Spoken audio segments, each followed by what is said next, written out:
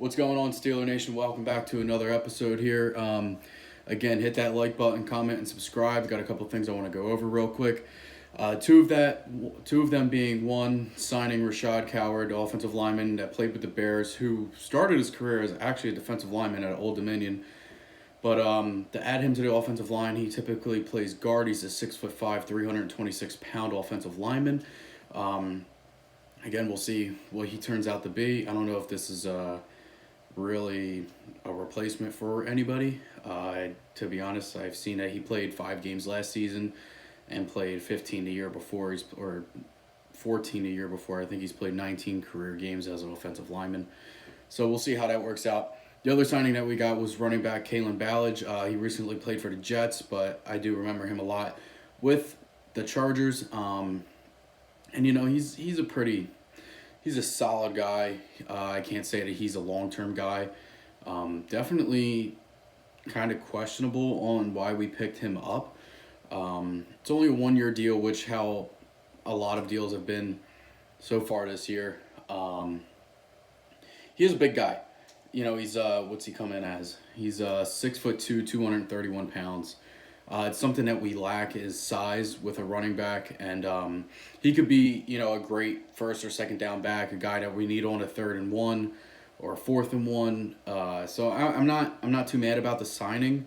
It's just what direction are the Steelers heading into, and that raises the questions of more of where are we going to go with the draft? Are we still going to draft a running back? Are we still going to draft an offensive lineman? And those answers to me are definitely yes, but it kind of, you know, gives me the question of, is James Conner forever gone as a Steeler?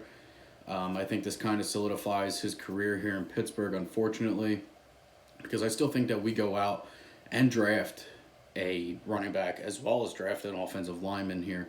I still think that we're still missing a piece to that left tackle position that needs to be filled on Ben's blind side there. So it's just a couple questions I wanted to raise for Steeler Nation, and you know, just going forward with the draft coming up. Do you think these signings are gonna, you know, change the way that the Steelers draft now in the first 2 to 3 rounds? Is really my concern. You know, moving forward. So again, we'll see what happens if there's more free agency signings. Obviously, I'll be here to report them and make a video on them and see how I feel about that. But, you know, other things I wanted to ask was, you know, there's more free agents. I would have probably gone back to Le'Veon Bell before I went to Kalen Ballage. But that's just me. I won't get too deep into it.